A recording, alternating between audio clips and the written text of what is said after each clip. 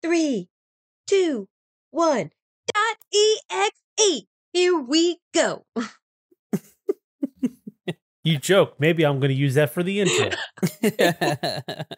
It'll just be like the Probably splash will. countdowns. Don't need no intro music. We got this.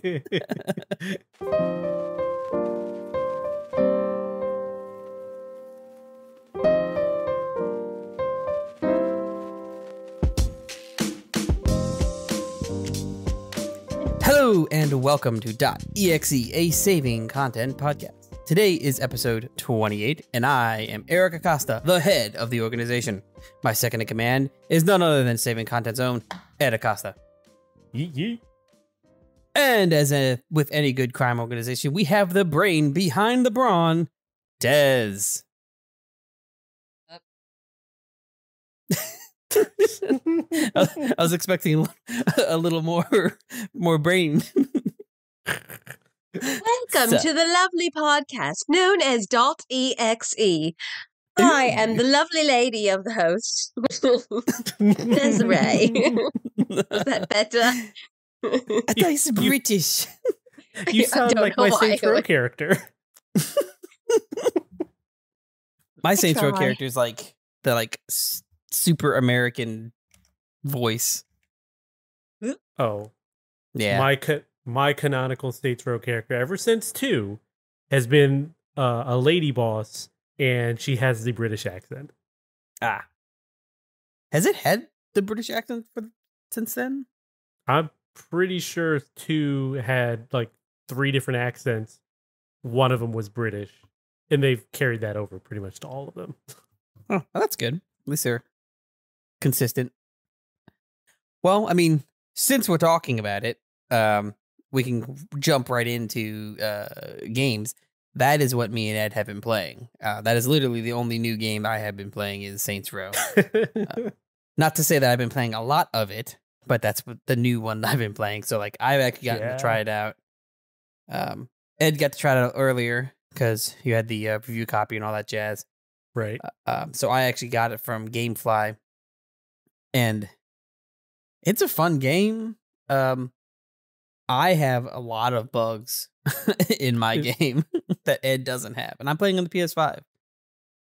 Yeah, You so had like stink bugs? What was that? You had a lot of bugs that Ed doesn't have, so I said stink bugs. That's true. Actually, we got a lot of stink bugs. I don't know. Do you have a lot of stink bugs down there, Ed? No, I have none. I mean, I've been pretty diligent at keeping them out of the house.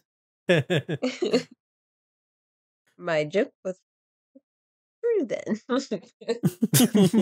You're welcome to move on, though. Sorry. Well, I figure you should interject something. You brought me around for some reason. What? Moving on. But so what were you going to say, Ed?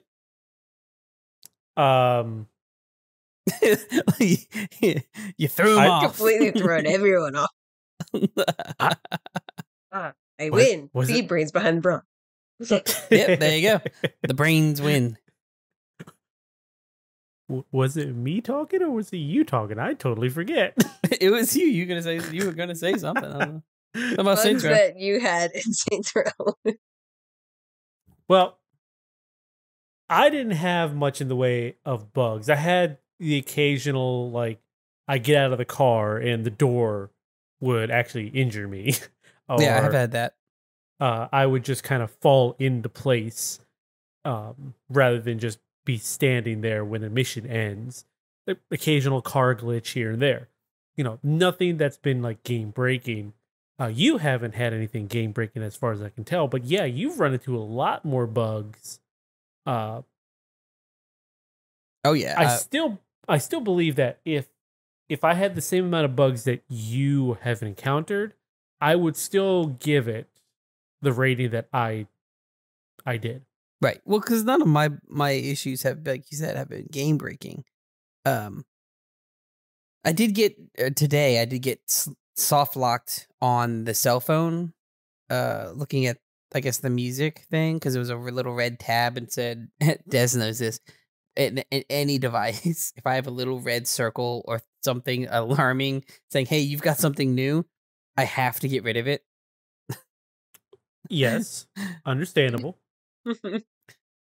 So I saw that little red tag. I'm like, I gotta get rid of it. So I hit the phone, clicked on the music tab, and it just brought up the music page on the phone, but it didn't do anything. But it wouldn't let me leave. I just stood there. Yeah, the radio thing, it's not even music. The radio thing is all the like story specific like news announcements. Oh, okay. See, that's how far I got. It was just a blank page. It didn't show me what it was, so I didn't know what it was. Yeah, so unless you want to hear it again, there's no real point to listen to those. Yeah, so I just mashed circle eventually, and I did eventually get out. Then there's been like there's been actually a fair amount of like me watching cutscenes or whatever, and then someone that was on the ground is now T-posing, or they don't have hair. Yeah, I can say I haven't run into any T-poses yet. I've only run into maybe like one or two characters who like come in and their hair is not there, but I can chalk that up to being maybe that's the way they want it to be. Well, I mean, okay, I can kind of get some of that, early release bug issues, but like one is like the chase car, like when you like your camera that does like the chase. When you're in the vehicle, you turn to the left or to the right, and it'll eventually recenter. Well, there's a setting that you can set to be like instant, or like how long it takes. No matter what I set it to, it never resets. I have to actually move the camera myself. My camera never will recenter in when I'm driving. That's such a weird bug. And I don't know what's causing it. Like, I don't know if there's something I did or whatnot, but I'm probably going to try what you said earlier today, is try starting a new game and see if it does it on the new game. See if it's just tied to that save for some reason. Yeah. And then there was one more thing. Every time I get back from a mission, if I ended the mission in a car, it puts me on the roof of the car. That's a weird one too. Yeah, I think Des saw that at once. Or I told her about it. You told me about it. You told you about it? Okay, yeah. Every time I get done, if I end the mission in a car, I'm like back on the road, and then I'm on top of the car. I'm like, oh, well, this is highly annoying. You need a new vantage point. Oh yeah, why not? Other than that, like I said, the game is fun. It is a Saints Row game. Yes, it is very Saints Row through and through. The story writing, like I said, I think I said it in the review, it's in between 2 and 3. It's more 3 than it is 2, but it's not as crazy as 4. Right. And I think for me, it hits that nice, in between. And it, like, sure, it's not the best written Saints story or the best written anything, but it's very fitting for the atmosphere that Saints Row usually lives incorporates. Yeah. Well, the only thing that really gets me about it is that it definitely feels like, to me, the gameplay, like the gameplay loop is very older RPG or open worldness. But it is very how Saints Row left off. Yeah. So other than that, I mean, I don't mind the game. It's not bad. I also haven't gotten terribly far into it. I just got the church, so yeah, and since you have it now, we've been able to do co-op and everything, and that's I like some of the decisions they made where you can kind of just go do your own thing until it comes to a mission. Then the game has to send the other player a prompt saying, "Hey, they're starting a mission. Do you want to join in?" And they stop everything to have this prompt pull up. It feels like Horizons, the Forza Horizon. got that same kind of like the yes, but the game doesn't stop. that's the key. It's like the difference is that the game doesn't like completely pause everything, whereas this Saints Row does. And the other thing is, if you go into a menu, like if you press the pause button, it pauses my game and says other players in a menu. Yeah. It's like, that seems not great.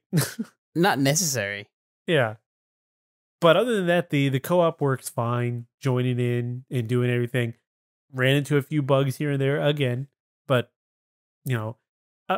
where I was listening to, I think it was Nextlander, and they were saying it is very obvious this game was not ready to come out. Yeah.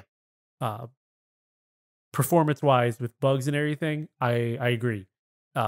It needed another couple months to get some of the bugs worked out. It is playable as it is, as long as you don't run into some of those game-breaking bugs. And, give them a few weeks here, they'll start throwing patches out to get the thing working. Yep. But I still am having a blast playing it, and I still stand by a 4 out of 5. Well, from one game with a lot of bugs, Des, what game have you been playing? I love my Minecraft because I can get into things and go down certain rabbit holes. And so we have been playing Sky Bees because we've gone down the road of the chickens and the cows and chicken block and everything. And so this was just the natural progression of, an animal that will provide all of the things that we need. Right. What other animal can these mods use as a here's all your resources, your supplies? Yeah. Right. Now I'm gonna say this Sky Bees is my gateway into getting Des to play the creeper resource one. Well, we ran into those in in the which one that was it I don't one? even remember. Huh? It was I think it was the Facebook, the FTB one that like they keep updating or whatnot. Yeah. No, it was the one that we tried before that, I think. That's the creeper. Oh. Yeah, because we made our little town and then they were blowing up. Right. Oh gosh. Okay. The one where you were like in it. It was one where I had those windmills on my house. Oh. I had the balloon salesman in a hole. Yeah. And we started making a town for all of them. Yeah. Yeah, I remember this. Yeah, I think that's the one that had the creepers in it. I think that you're had right, yes. That had all the different type of creepers. And I built the helicopter. Yes. You built all the helicopters and all the planes. And all the planes, and they're all just sitting there waiting to be used because I don't know how to get the power into the engines. I created them all, but I don't know how to make them fly. But you can get it, you can get in them, and you can spin them in a circle like a quarter ride. So Genevieve and I got in helicopters looking at each other, and because they're made out of wood, they actually took into account that if you used a different type of wood, it would look different by color, at least. So I was like making all of the different colored helicopters, so they're like all sprawled out in this flat land that we dug out, and Genevieve and I got in corresponding helicopters and just spun in circles. And so every time we'd come and look at each other, we'd laugh and giggle, and then we'd keep going. It was the greatest thing. And then I got out of mine, and she's like, "What happened to you?" And because they're big enough that 2 people can ride. And so I jumped into hers. And she was like, "Where did you go?" And then she got out. She's like, "Why are you in mine?" Because we could ride together. That was fun. But we're in Sky Bee's land. And this one, there is like, we enjoyed the mods that have these quest lines that you can unlock as you go. Right. Yeah. And this one actually intertwines the Lexica Botania mod. Lexicon Vitania, whatever it's called. It goes over my head. And the Astral Sorcery, and the Blood Altar, yes, lines. And like, we've dabbled in all three of those. Yeah, I barely touched Botania in the last one that we had that incorporated it. Like, I had, was that the one that we did the ocean craft? Yes, a lot of water. Yes, because you had that little island. Yeah. And so, like, I found a little island, and I was like, okay, this is where I'm going to do all of my fancy flowers. Right, that's where you got, where you would get upset. Yeah, it'd be I'm like, quiet, I don't know and how to do this. There's no. Like, I'm supposed to do something with mana. Don't know how to get mana. I made this flower, and I don't know what to do with it. It is now just a pretty flower. Because that one, those resources came from flowers. Right. In that mod pack that we did. But it wasn't the Lexica ones. The Botania was a completely different thing. And so, like, I never really figured out how to work the mana stuff. But I've done the Astral Sorcery, because we did that in Sky Factory. Yes, and you did. And you actually went fairly far. I went really far in that one. Like, I almost actually unlocked the whole novel on it. Right.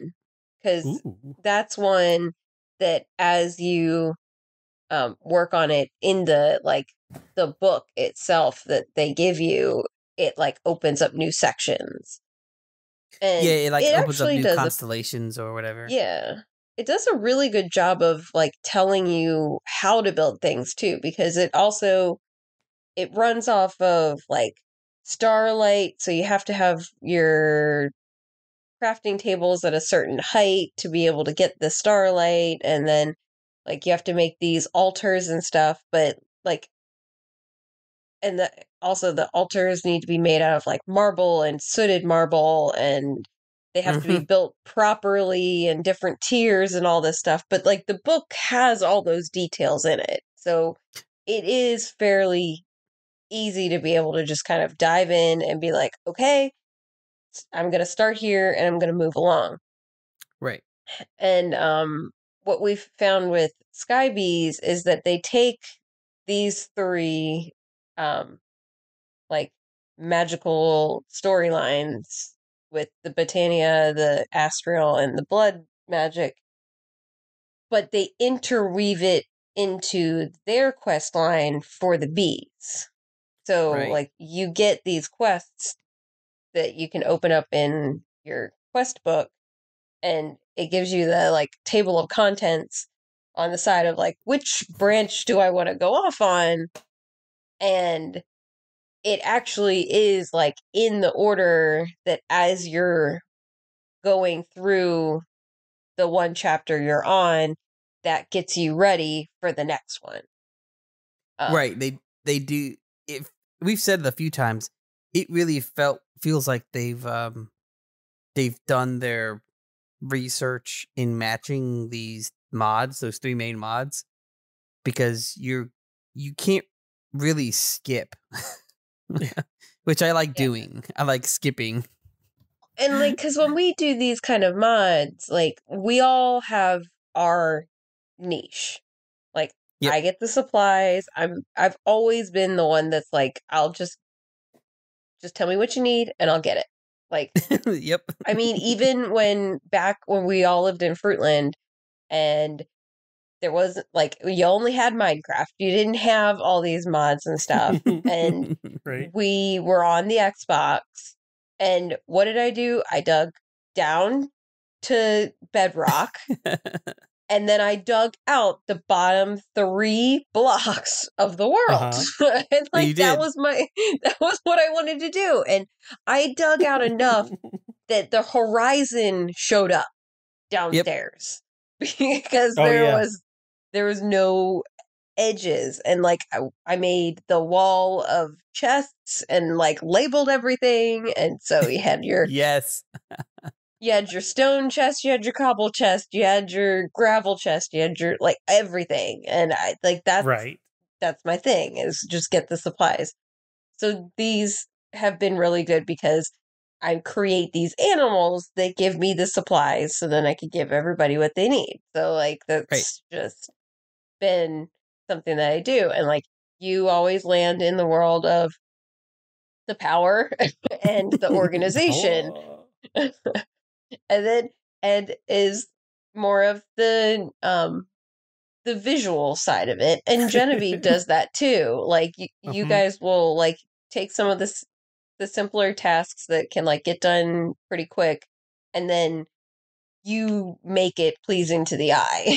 Like, don't know what to do, but I'm going to make an awesome house. And we found these bridges that we can connect our houses to. Like, so you guys like dabble in a little bit and then let me build things. And then I'll come back and I'll help with something else. And then I'll go build another thing. And like, so we all have our things that we do. But the way this mod is set up is actually like, we can't really do that. Like we have to all come together and have do the same thing. The same boat. Yep.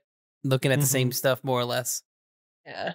And like, because we like separated on stuff, and I was like, okay, it looks like I have to do this Botania stuff. And I finally, like, you helped me figure out one way to get mana.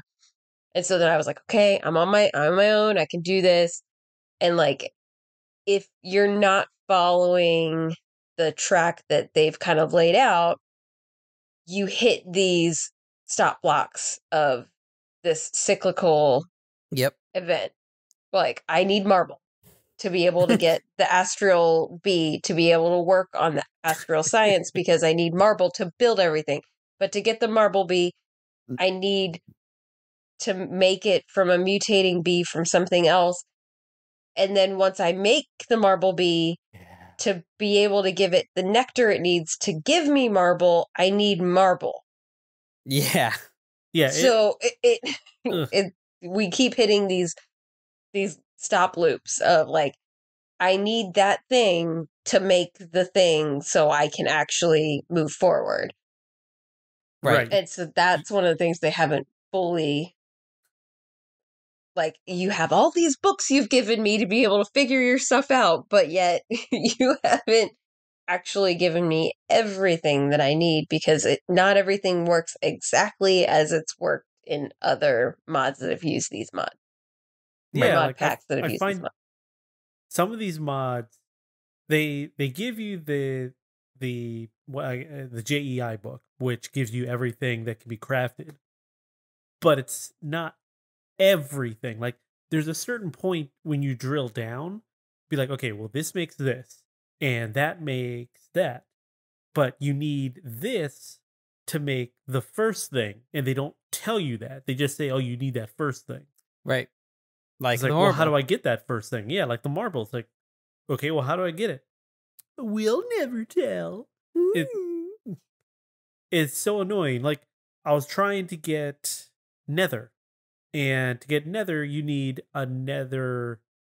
You need a nether bee, and to get a nether bee, it needs to mate with a netherite bee or something like that, and a skeleton bee. Okay, something like that. You can't breed a skeleton bee. Skeleton bees just exist. Like, there's no spawn egg, there's no breed of it. It's just, you can breed a skeleton bee with a skeleton bee to make another skeleton bee. Right. Exactly. And then it turns out, oh, if you have a wither skeleton bee, you can do that. Okay, so let me get that. Oh, you can't. You have to go do this other method that's outside of actually the bee making. And it's like, well, why didn't you say that in the first place? I had to go and find that on my own. Right. Yeah, well, like with the marble, I just kept getting back every time I was looking at it. I kept getting back to like, okay, everything is saying marble, but it's not telling you how to get the marble. But it's saying it like even in the books that it's an easily findable thing. So I'm like, so this whatever we're missing, or they're not telling us that we're missing, has to be easy. So Quote unquote easy. Well, I mean, like, yeah, simple in like it doesn't take anything more than what was already given. So Yeah. I basically boiled all the way down to, well, some of these blocks changed by that crystal thing that you get in the very beginning. So I'm like, maybe if I just put what one of these materials says turns into marble with a special device, maybe that'll work. And it took me a little while to figure out that it was diorite, but it wasn't just regular diorite, it was polished diorite. But see, that should be in that somewhere book. Yeah, it should be in the the bees, because you can make book. a bee book. Yeah, that's the thing, is that like they created this bee book, all about bees, but those kind of things that like, okay, we put this little bit in here to make certain things work sooner, like because you spawn in on a small world, kind of like you do with Sky Factory, and you're given this crystal. And so the first couple resources that you need are delegated by what this crystal can change. But they don't really tell you that crystal, like all of the things that crystal can change. Yeah. Right. Because that's tied to the astral sorcery stuff. Yeah. I don't think they tell you much any of, like, I think there was only like the beginning stuff that it says that the crystal can change. After that, I don't believe it says anything that the crystal has any things that it can evolve, but it does. There's a fair amount. Right. Well, and like, so I found these guys, Cyber Fuel Studios, and they actually, like, I think just a couple months ago, went through and was playing Sky Bees. And so I was like, oh, I found them. And so I've been jumping back and forth to their videos to find like some information on what we've been trying to do, because I'm like slowly making my way through this Botania level, because I'm like, okay, well, I've done a lot of the easy stuff. I laid out some of the storage things that I could get done, and like Ed kind of took on the bees, which like was like, okay, you go get that. I made some farmland. I figured out how to make the animal seeds. So like, what else can I do? I guess I'll jump into this land that I couldn't quite sort out before. And so I'm like trying to figure it out, but I ran into the marble issue, because I actually wanted to go down the astral sorcery side, and I was like, I can't do that until I get through this Botania side. Right. So I will get to you later. Which, since we've gotten the marble, you can continue. Yes. Thank you very much. I made a lovely platform way up high in the sky that I was like, I can't even use you. There's nothing I can do with this yet. I've made some advancements in the astral sorcery area. If next time you go, you can take a look and peruse the altar. I will have to check that out. But I figured out the mana steel by myself, and then there's this Terra steel that you have to use. And, oh God. That's another one of those. It was like, oh, to make Terra steel, you throw mana steel through this portal. Well, to be able to make the portal, you need the Terra steel nuggets to make the special blocks to be able to create the portal. And I'm like, can't make that. I don't know how to get it. And then there was this like plate that you've got to use, but they don't tell you how to get the mana to the plate, because I know that you need the mana because there's a bar on the bottom. And like, it just, like, there's a picture of the platform you need to put it on, but because the plate covers up one of the blocks, it doesn't tell you what the block what's is underneath it.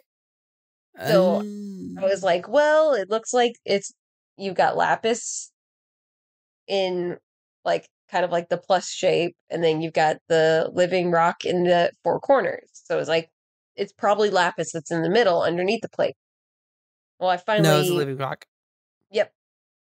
I finally gave up and was like, I will go ahead and look at the video, and sure enough, like, where was that? There was no page in this book. Like, it showed me the picture of the platform it needed, but it did not show me like the layer that this plate was on top of.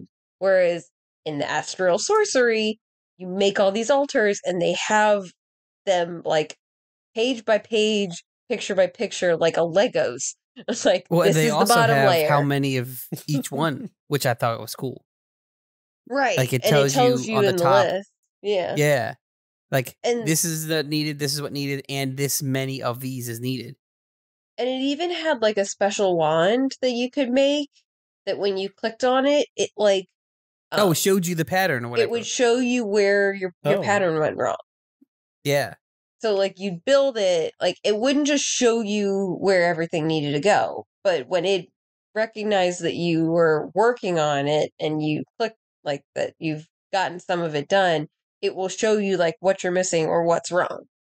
Right, so, it'll be like, in what's right is the block, what's wrong is red, and what's not is not, what's an empty area is like just a like a black ghosty version. Yeah. Yeah. So, like, that was so helpful. So I figured that you had this one picture, but it didn't tell you like what was in the middle of it, and it never said how many blocks of what. Like, I couldn't have just deduced like, oh, well, 5 living rocks and 4 lapis.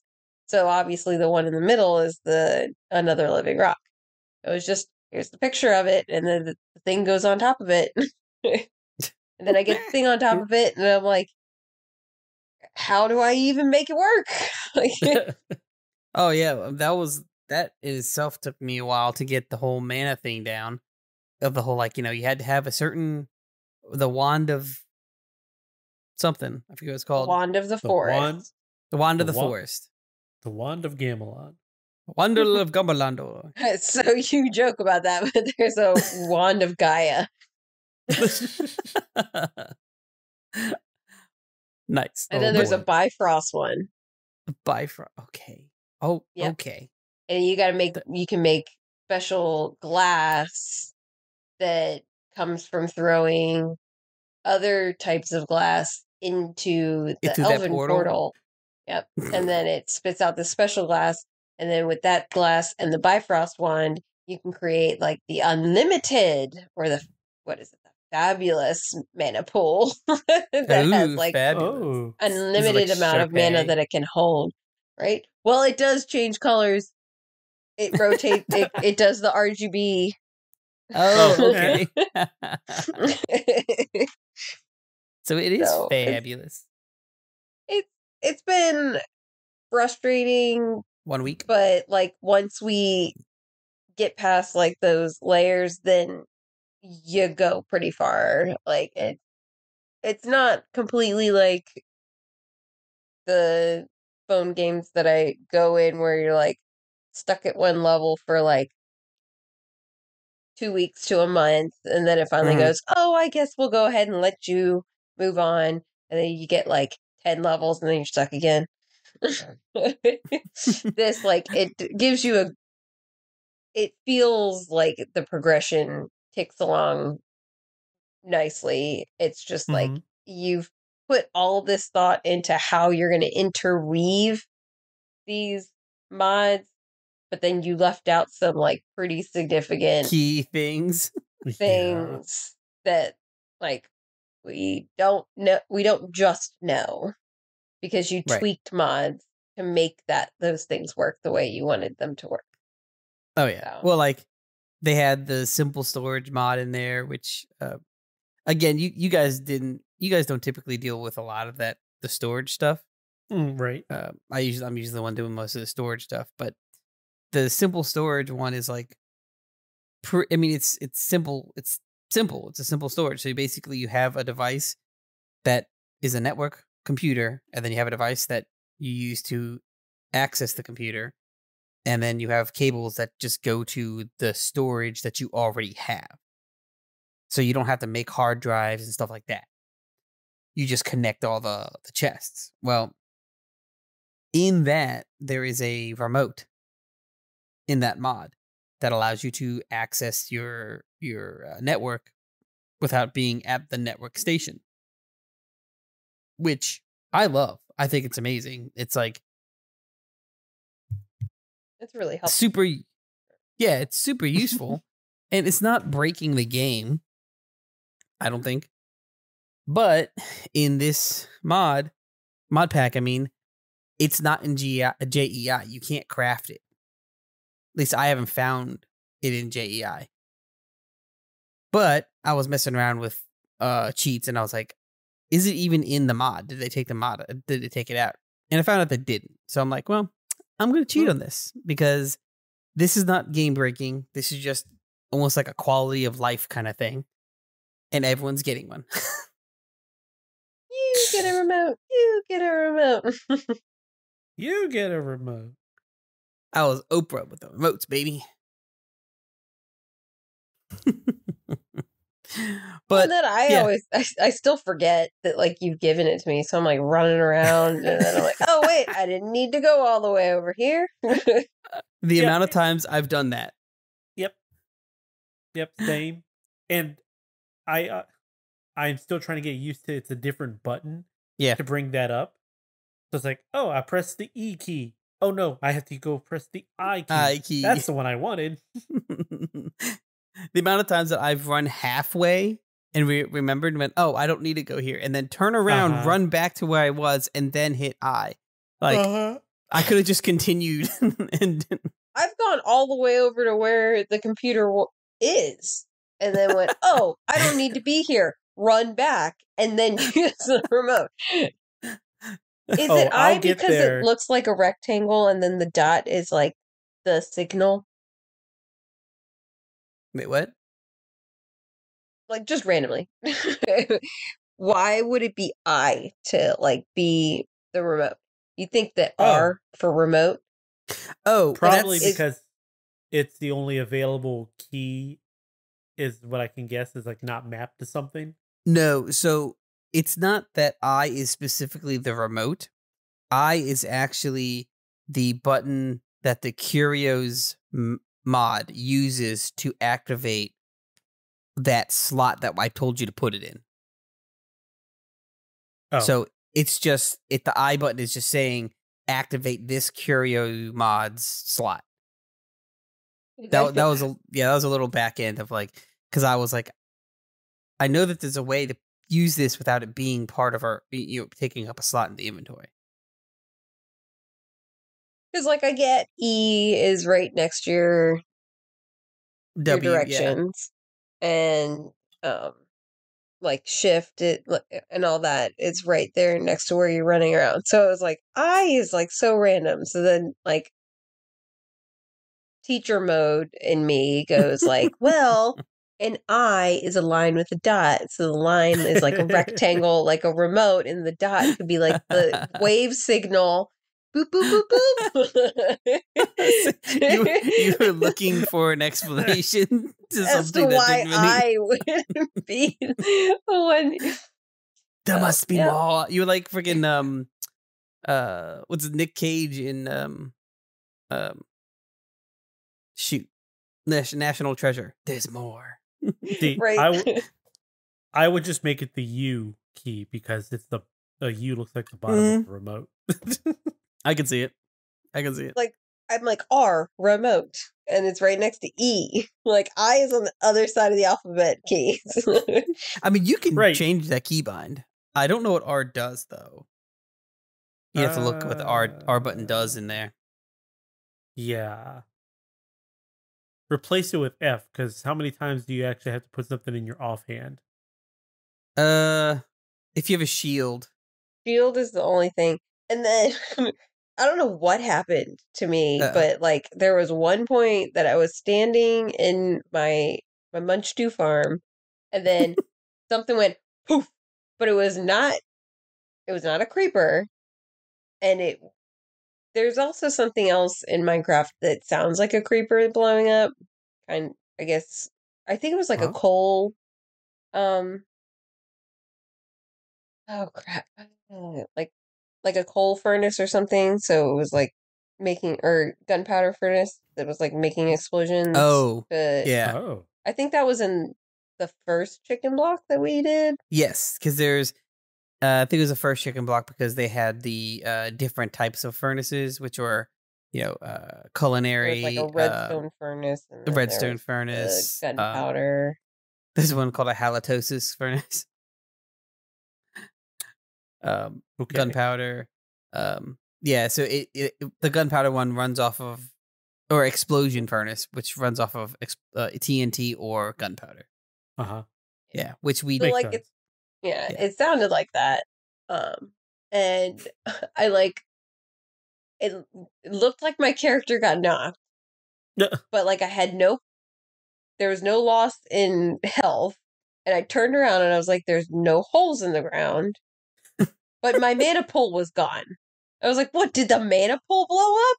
Like, oh yeah, I remember that. You said, what was that? And I ran over. I was like, what's going on?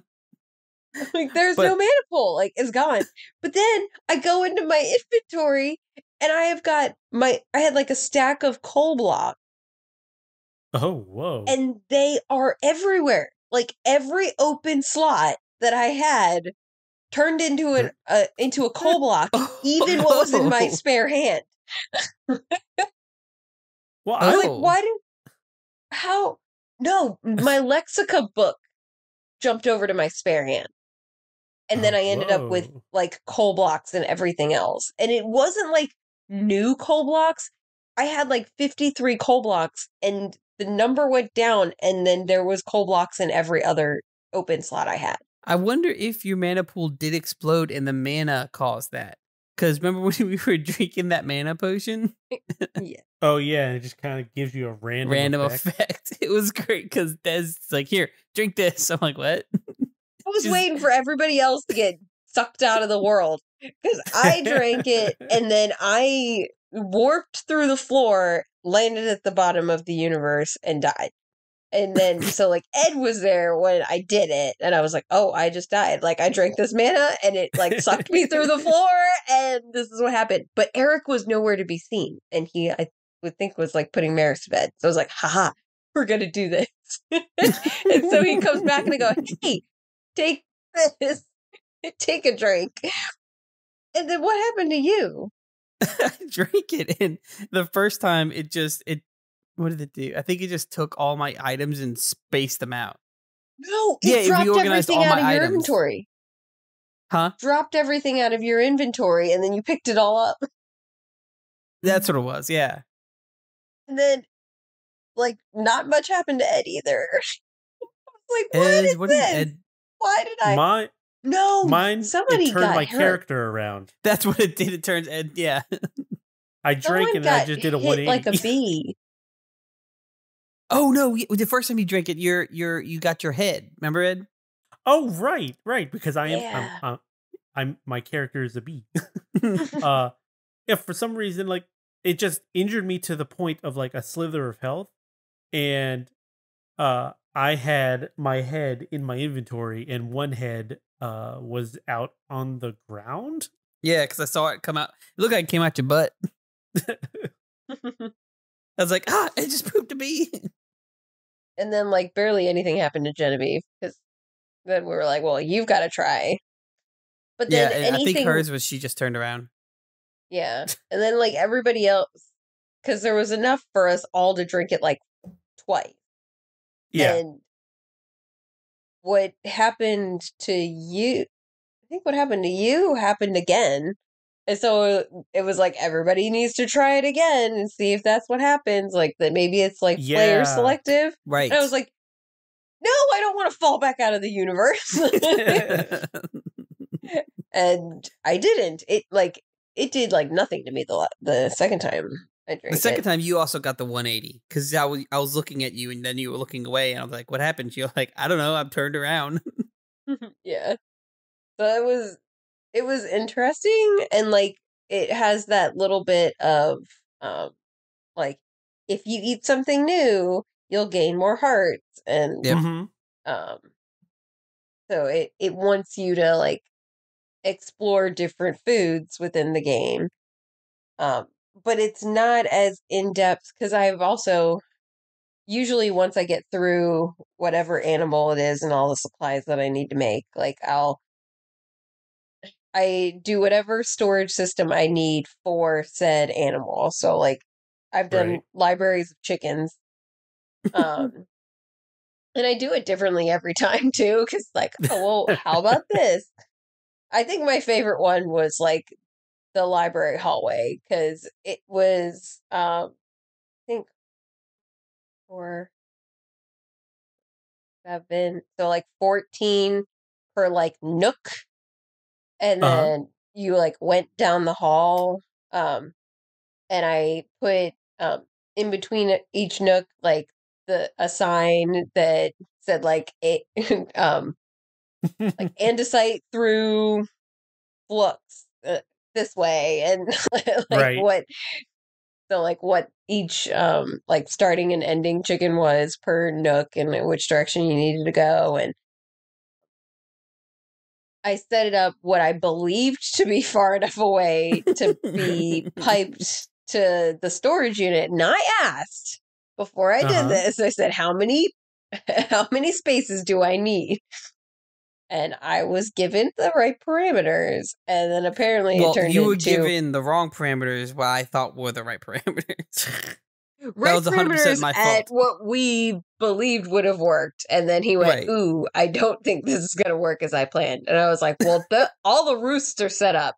And I put all the signs in. Like, I had to change up my sign orientation because of how I did the nooks. So I had to, like, stagger some of the signs because you can't put a sign 90 degrees. Like, you can't put one on both sides. That was a little wonky. But, so I was pretty happy with that because it seemed really condensed and stuff.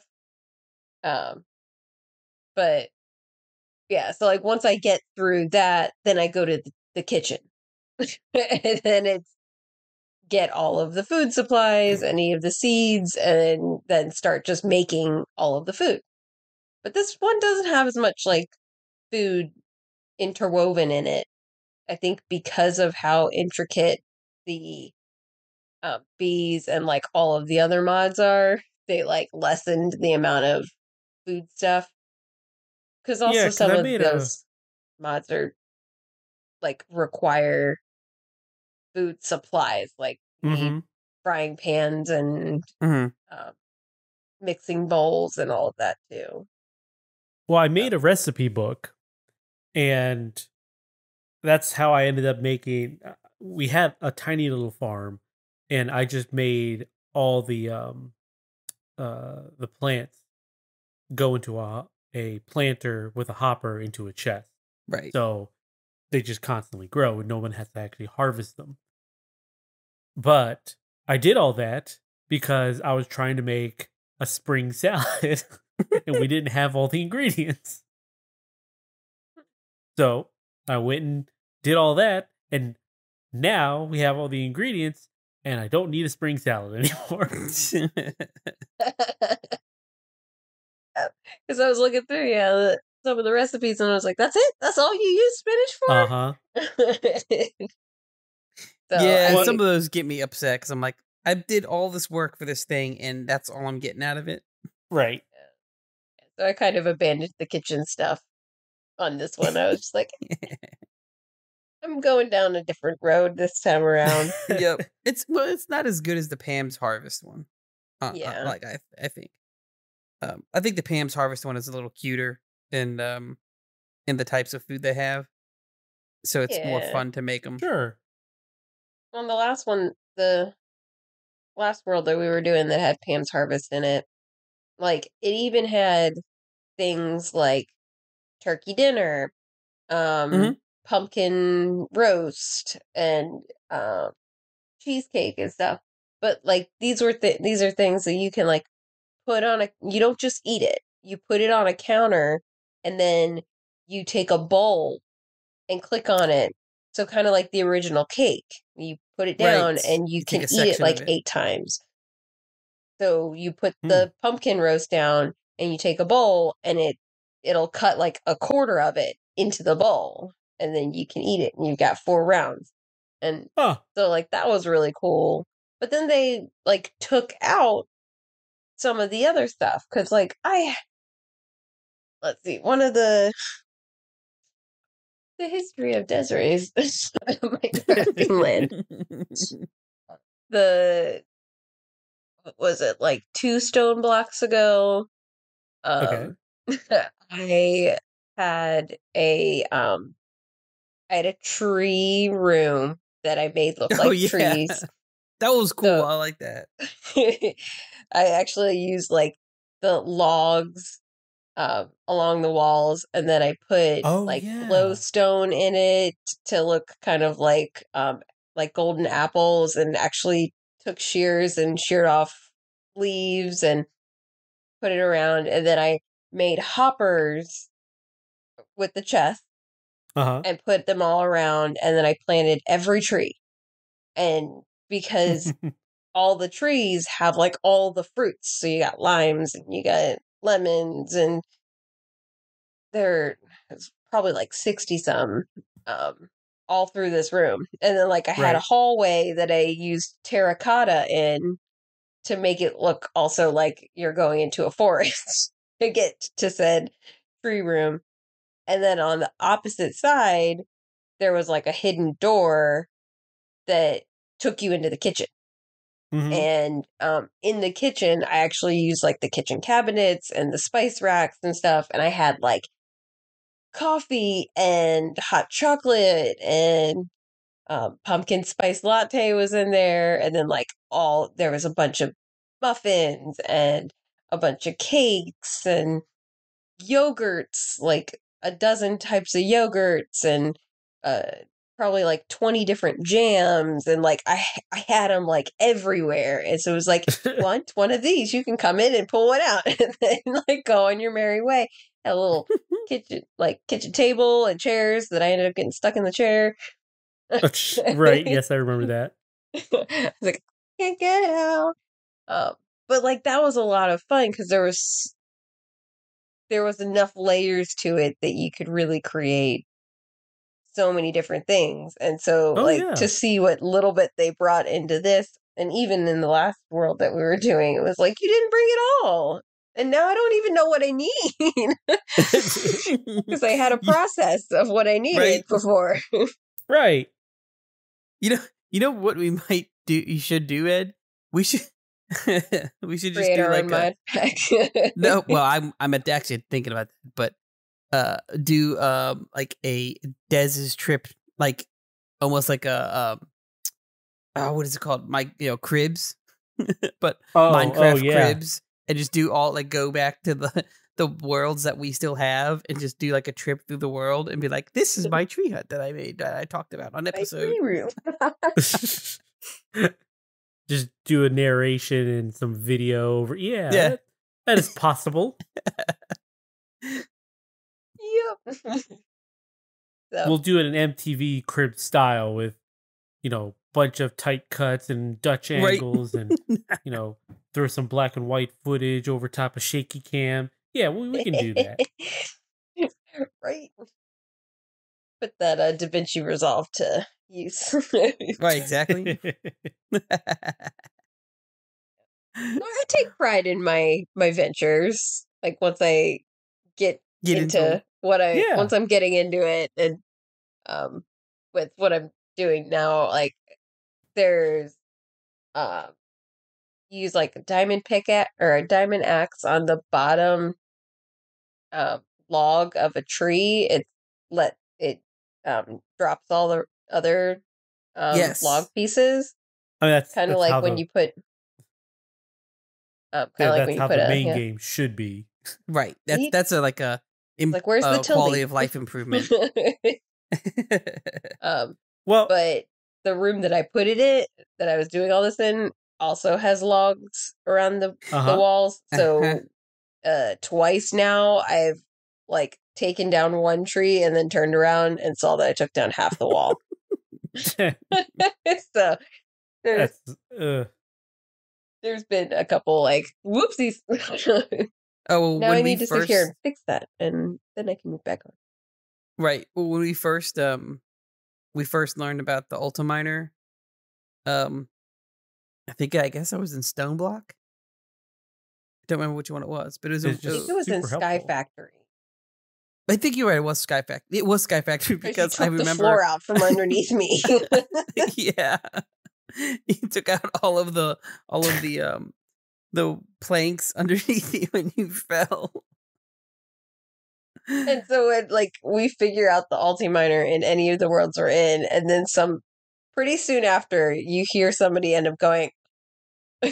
You're like, what did you just take out? Because usually that means that somebody accidentally like removed a good like hour's worth of work because you clicked it on just the wrong.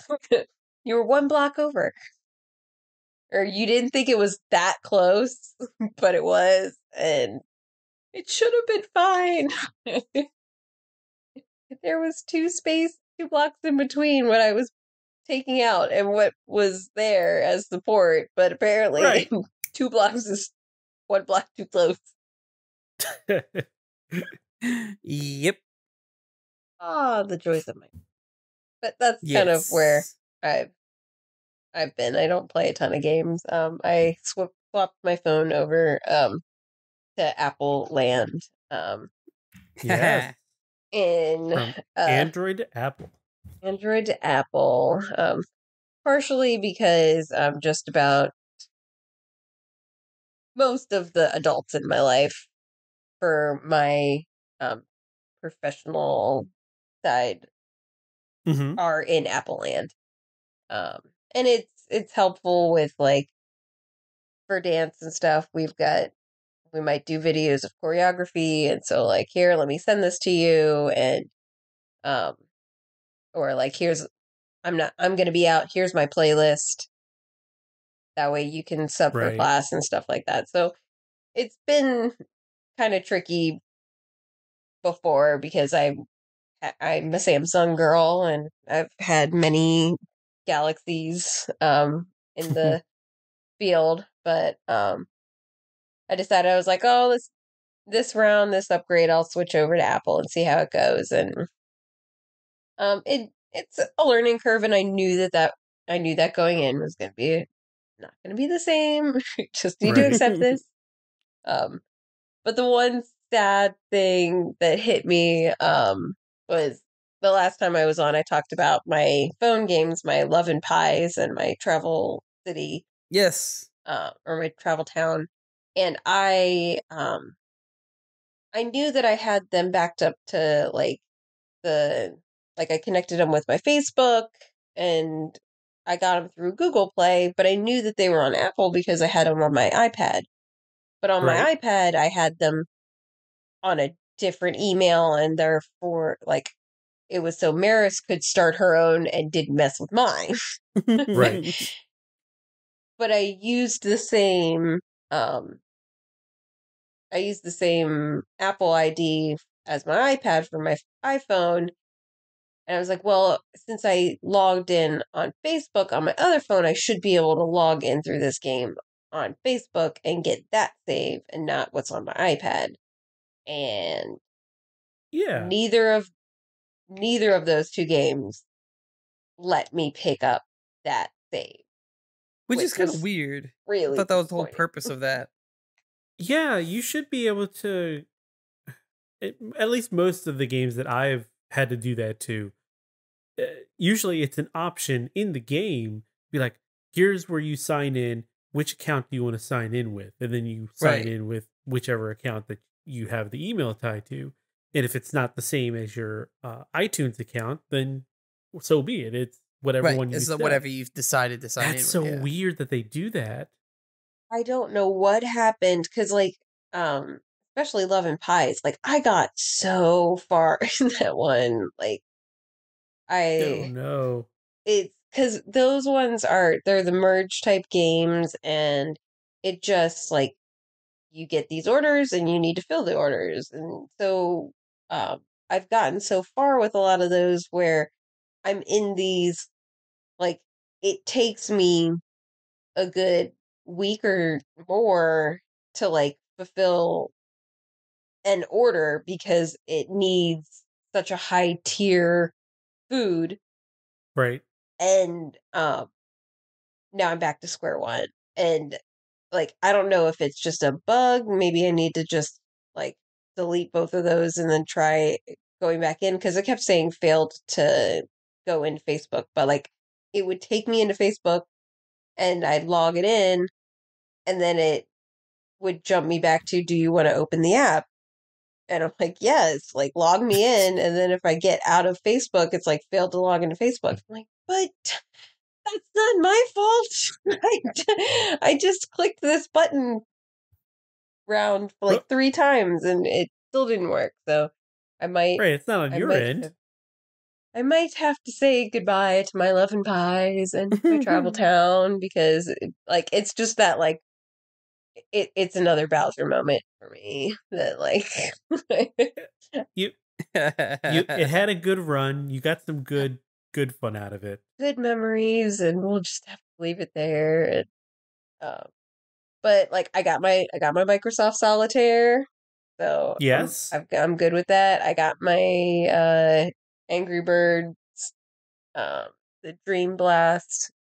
So like some of my games were able to port over. It was just those two that didn't, and I'm just, like I've been playing those for like a good year, and so like that progress to like get That's a shot lot of down progress.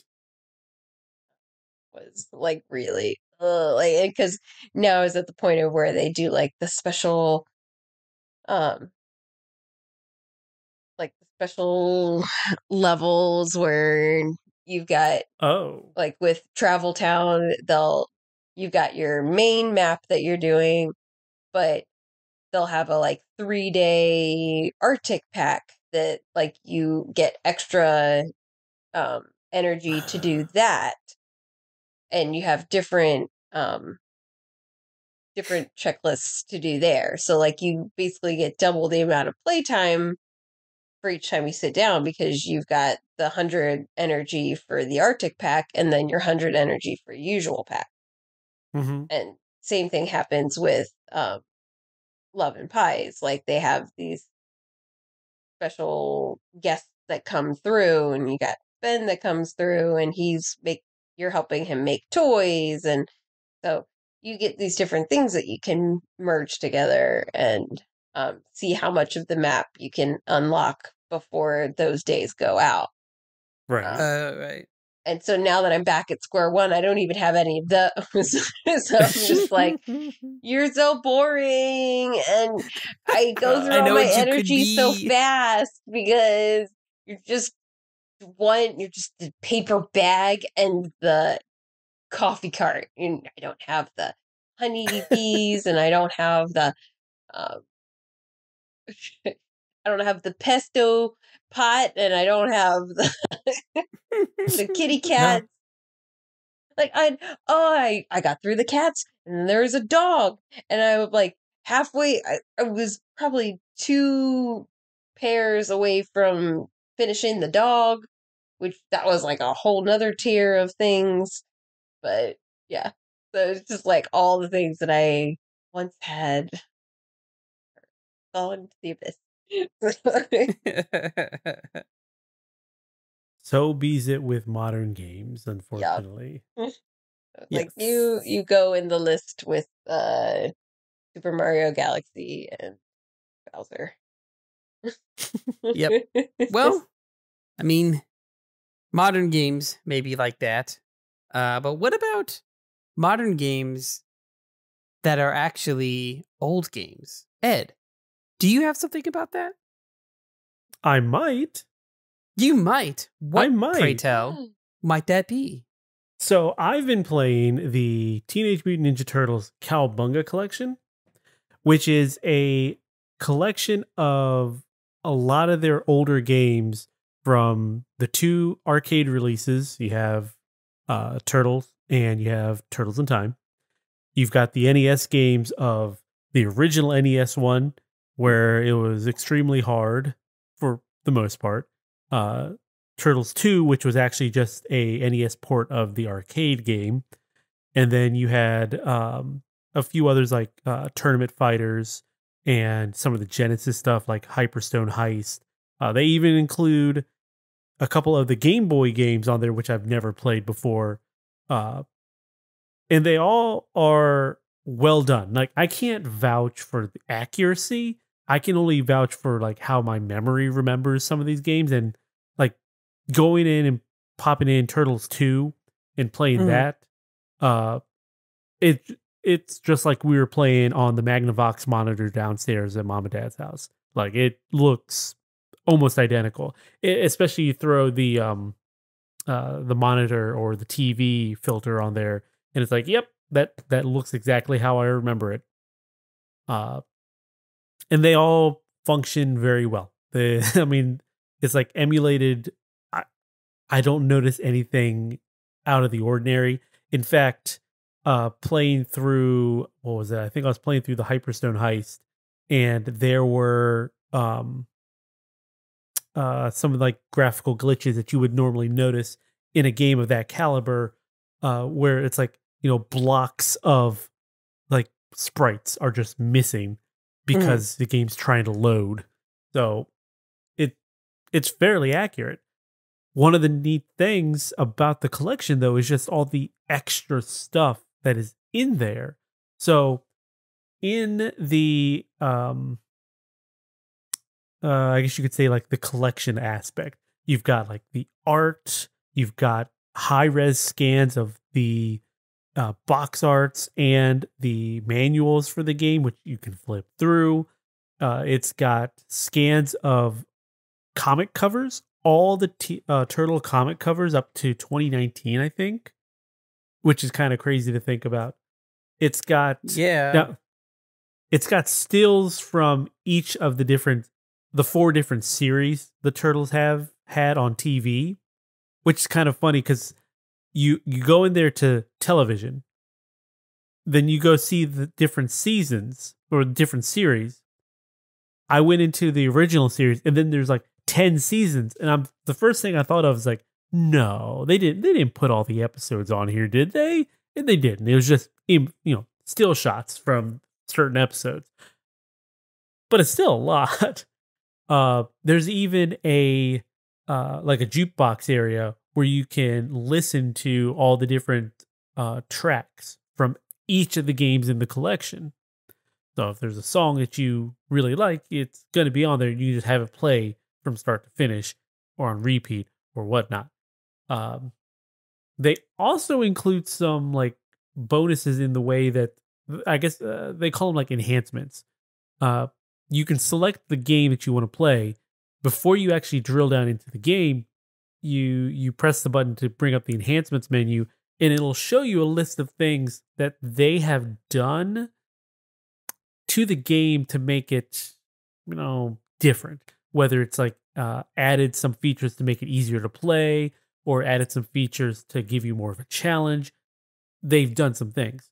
So like in both arcade games, Turtles and Turtles in Time, they offer like a God mode. So if you just want to play through it without having to worry about throwing quarters in, which in both of those, it's just pressing the options button on a PlayStation.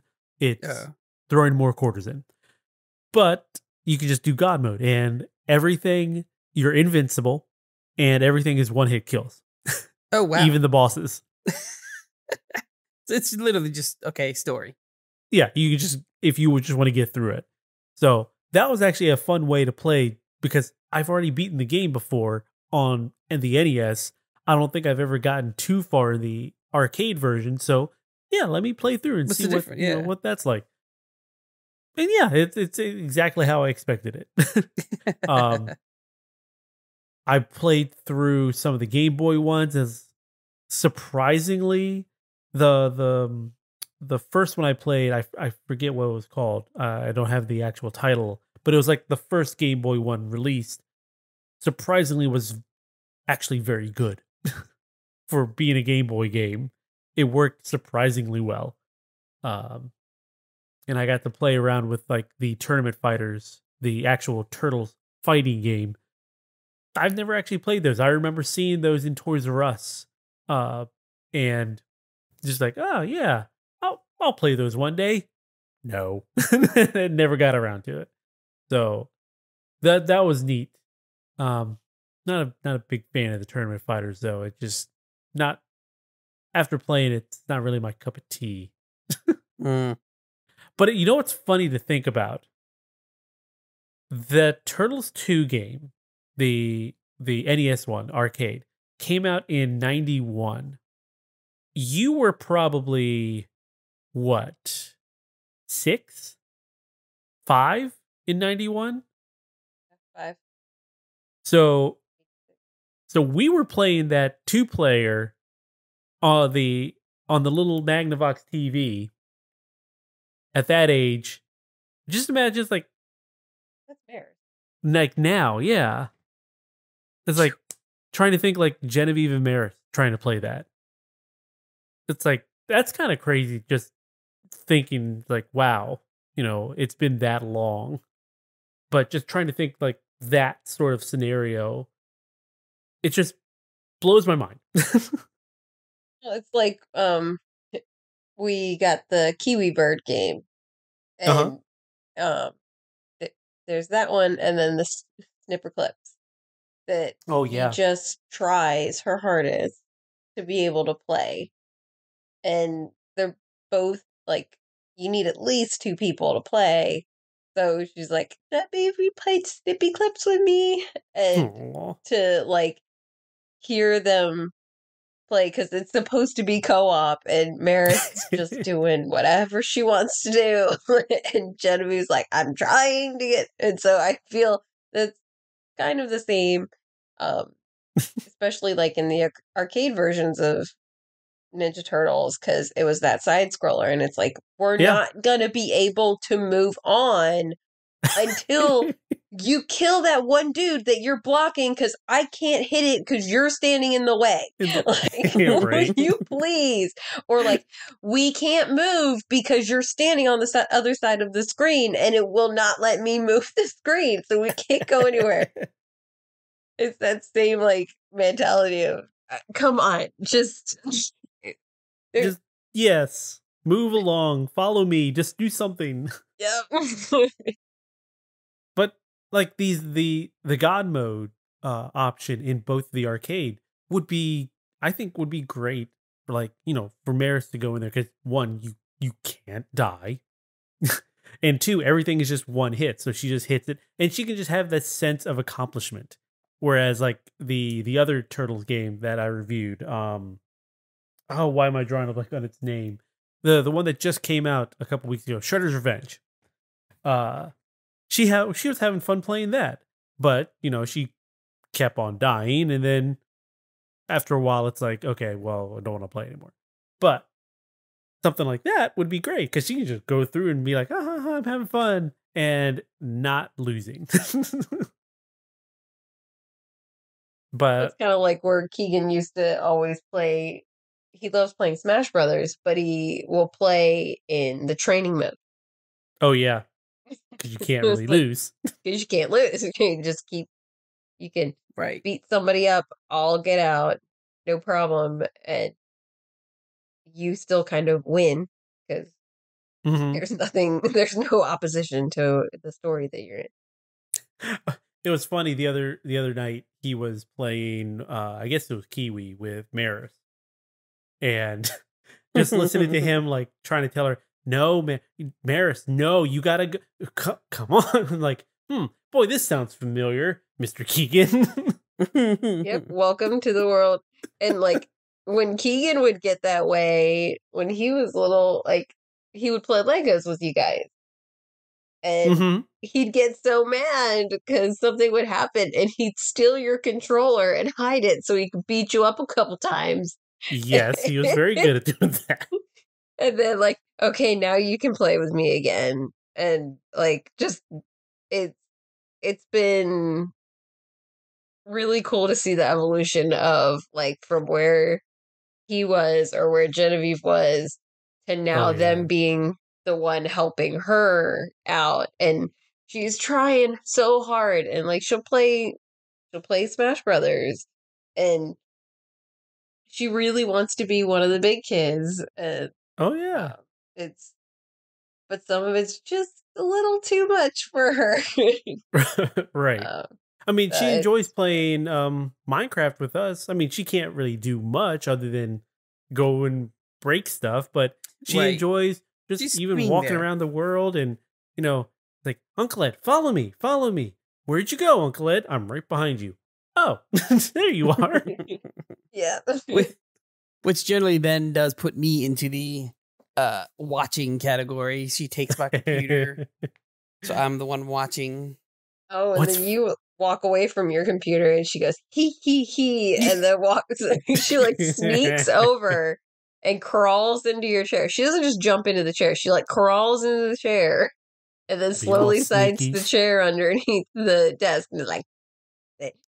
And sometimes she's done it to Genevieve. Like Genevieve will come out and is talking to us, and then all of a sudden you hear, and Genevieve's like, and Maris has grabbed control of the keyboard and is off to the races, and you just gotta wait till she's done and ready to hand it back over.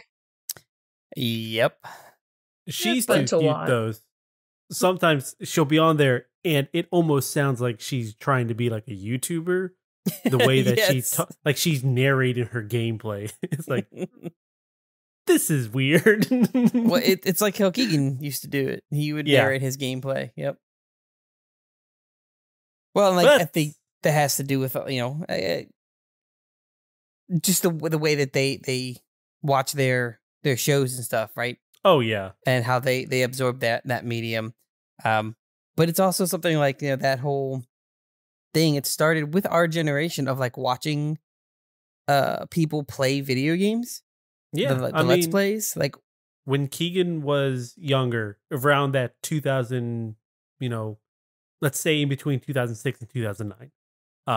That's where YouTube was really starting to get in its own, and people were starting to do like Let's Plays, like you were saying. And so, you know, for Keegan, he grew up with that and that sort of, I guess that sort of like way of doing videos and everything. Right. And it's kind of brings us to our topic, our show topic of why do we like watching others play video games? And it was something that I think you had mentioned or I had mentioned as a show topic, and I was like instantly like, oh, Des has to be on this one. Yep. And that's mainly because, you know, before she started playing Minecraft and some other games, even like phone games, she would watch me play stuff like Metal Gear and Assassin's Creed and stuff like that. I do remember a specific time. It was Metal Gear Solid, and I can't remember which one. Oh, I got so mad at you. Think it was 4. I don't remember which one. Was it? What? Do you remember why you were upset? So he finished the game. Finished the game without you there. Yes, yeah. I think that was the story. I think that was 4. I think it was Old Snake with Old Snake. Yeah. I think that was 4 because you watched the last cutscene, which was like, you know, an hour and some change long. And I think that's the one that you missed out on. Yeah. He's like, so I finished it last night, and I was like, I think you did the same thing with Mass Effect 3. I was like, Why? Because he put knew all you this were going to time play into it your later. story. I was invested in your story. I may not have been part of it, but I was invested. May have napped through some of it. Well, the first time with Metal Gear, it was I didn't realize it was the end, and it was one of those like, oh, okay, it's probably just a short cutscene in this sense, because it didn't seem like the end, and it just kept going and going, and I'm like, okay, well, it's kind of late to wake Des up. Sounds like Kojima. Yeah, It just keeps going. So I'm like, I didn't realize. And I think Mass Effect. I just wasn't paying attention. Because there's no clear I think you didn't hey, understand that I was that invested in the story either. I think that might have been. It might have been. They're that. like, don't worry, I finished it last night, and I was like, what do you mean you finished it? because You he's wanted probably to thinking, see it? right?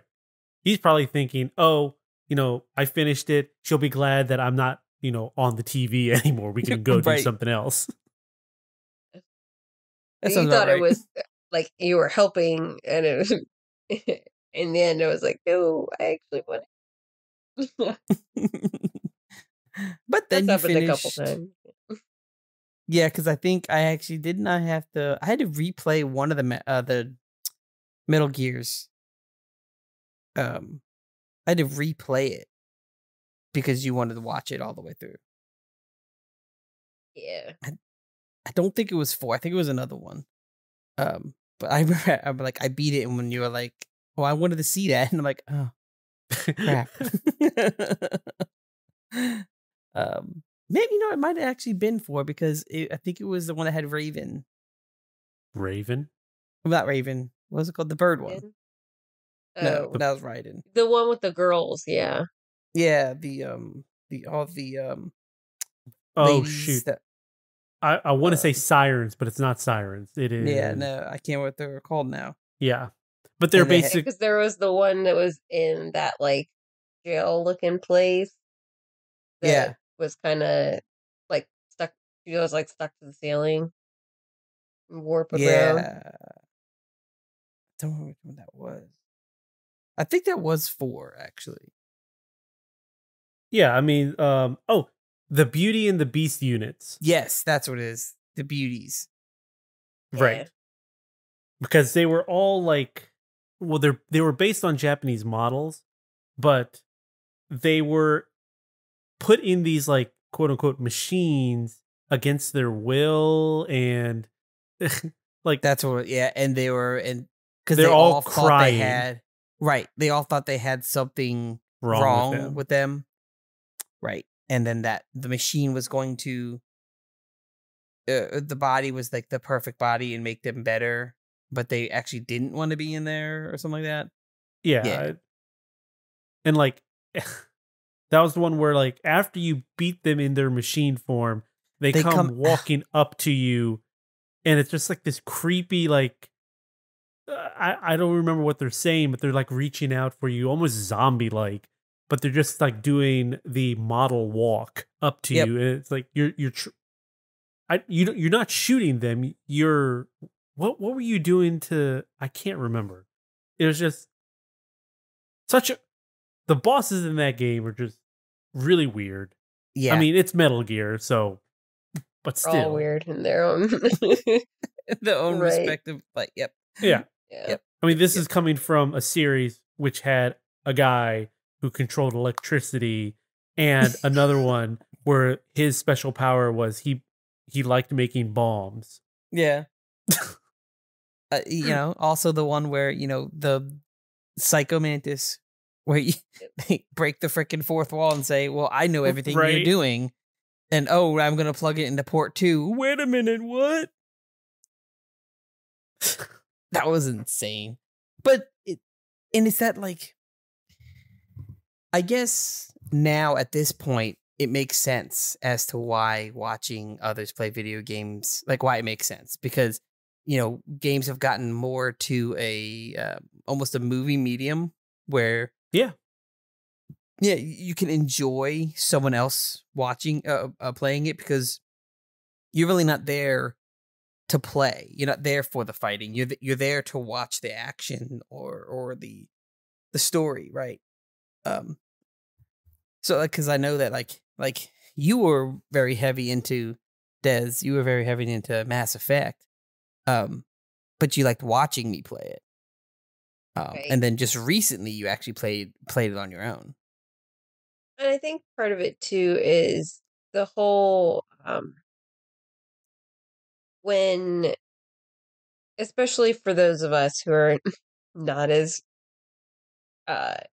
ambidextrous with our hand-eye coordination. What you mean is pro Okay. gamer. Pro gamer is what you mean there. Yeah.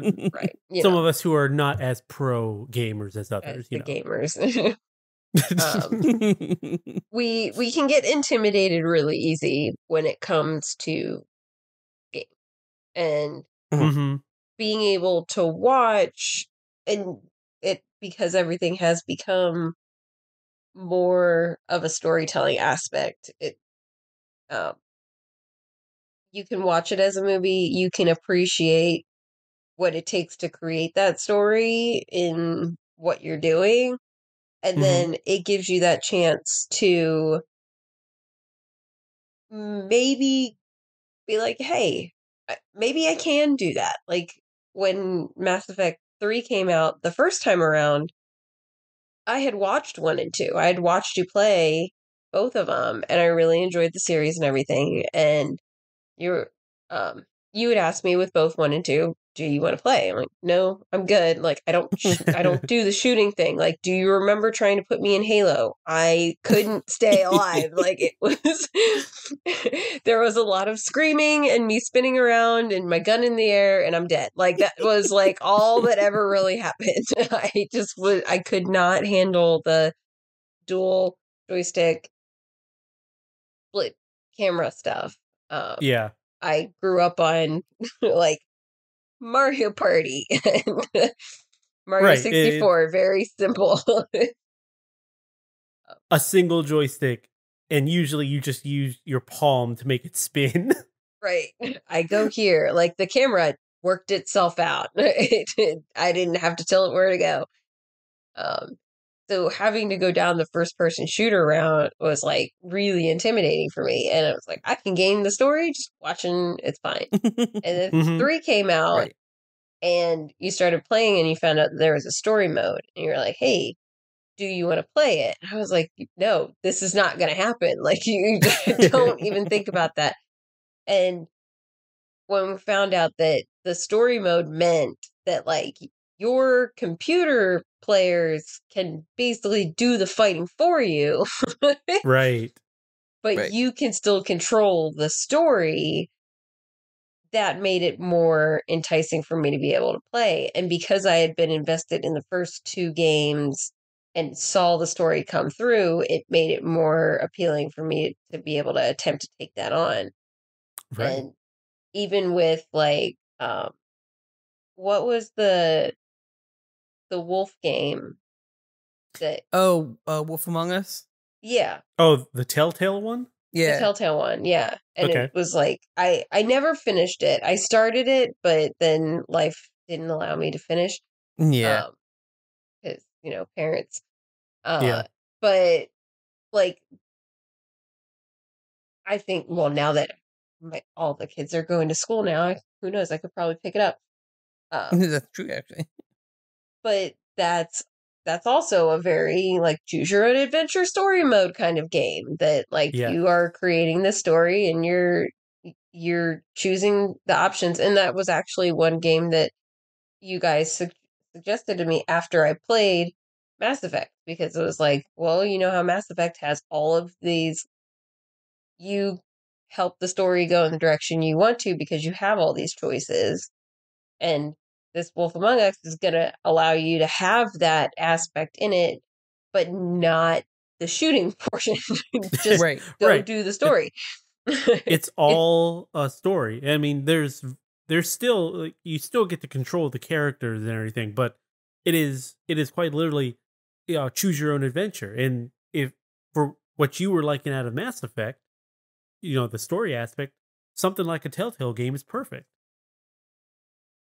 I think that's why watching is such a great way to like. I mean, even it's gotten us to play more Minecraft because we watch like Achievement Hunters, we've watched Jeremy Dooley and stuff, Mm-hmm. and it gets you like more confident in yourself because like, hey, the way they play is kind of similar to how I play. And if they can handle this, Right. then maybe it's not going to be that hard of a game. Like we we've said it before, we like watching Duly Noted and K Duels, and it's this couple um that are very similar to us in just our banter as a couple. Jeremy is very much like Eric, and they're very high energy and they're constantly cracking jokes and like, but look what I can do, look what I can do. And then Kat and I are just like, give me a task, I'll get it done. You know what? There's nothing else for me to do. Let me dig a hole. And like, it's, I'll go fishing. Like, there is, it's very simple farmer. Like, and to see them be able to play together and go on these journeys, and like he gets very supportive of her, and so they've played other games together. They did the Unraveled game, I think, um and they Yes. did the Okay, one, yeah, the the EA one, yes. yeah, I and they think they did play. I one, think they did play it. They did. But the one we saw that I thought was the best between the two was It Takes Two. Oh yeah, yeah, yeah. that one, That was a really good one to watch people play co-op on YouTube and everything. All the different personalities getting together to play games, like that where it requires cooperation, not just Mm-hmm. competitiveness, but like there is that sense of, hey, you have to do this job the right way so I can do my job the right way so we can keep going. right. And that, I think, especially in the climate that we're in, and as a parent, we see this a lot, and as a teacher, I see it a lot, is this sense of solidarity and Hmm. not being able to trust that you can be a part of a group. And it gets really sad to watch because it's like Oh, I everybody's bet. self-image is like really torn down, and some of this is because of COVID, and then like because everybody's been so isolated and gotten really comfortable with being the man behind the screen.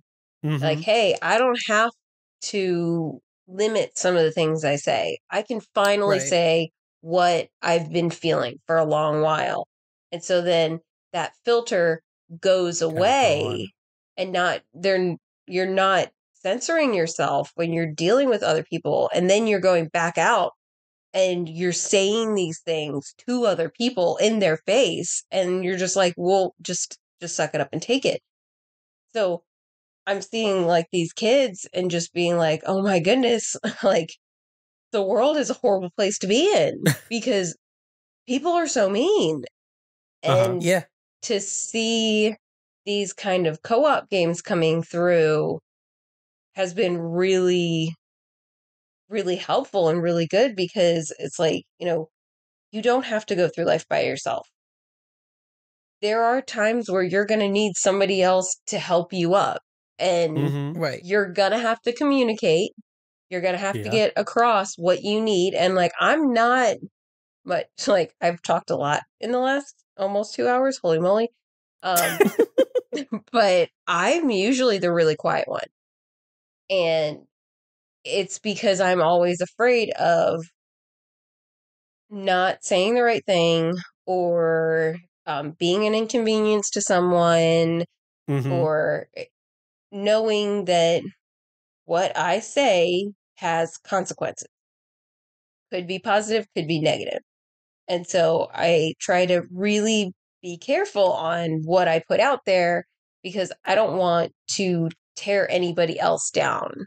And I'm always, especially being a mom from such a young age, and that was a choice of mine, but I've always been in this mom mode of I need to fix it and I need to make sure everyone's okay. And how can I lift you up and how can we do this together? And so being able to have these kind of games where you've got to communicate, even like Keep Talking, Don't Explode.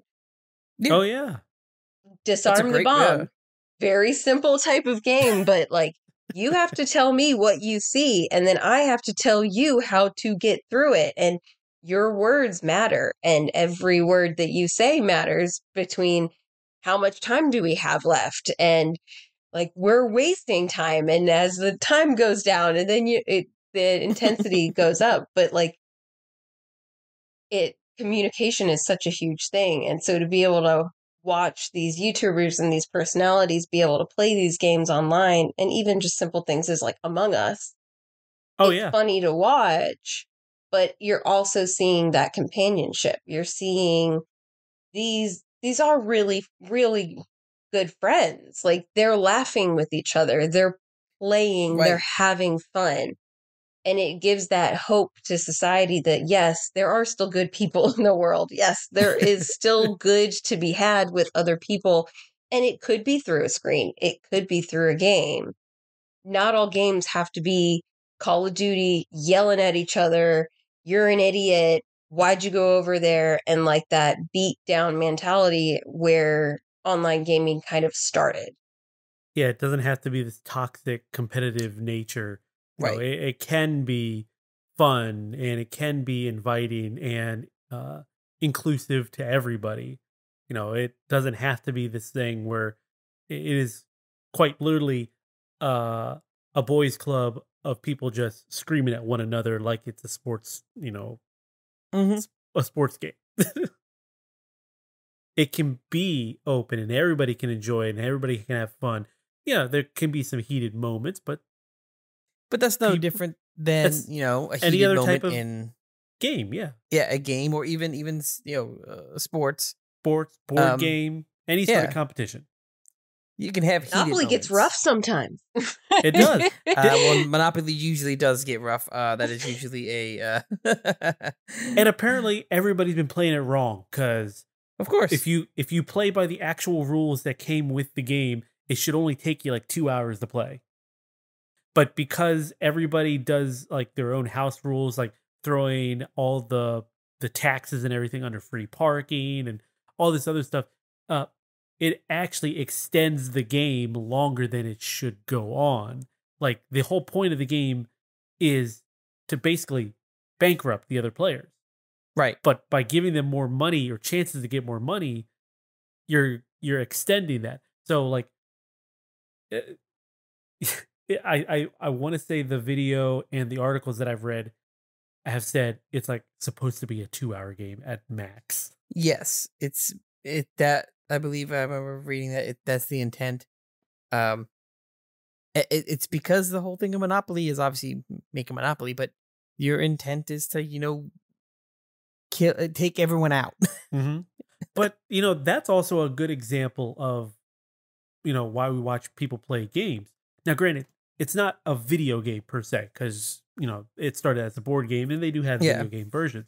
But those same personalities who go out there and play video games on camera, online, live, Twitch, whatever. They go out there and play with their group of friends. Something like a, you know, let's say like a Giant Bomb or something like a Nextlander. Yeah. Or a Kind of Funny Games. You get those people out there and they will go and play those games, but they'll also explore other genres, other means.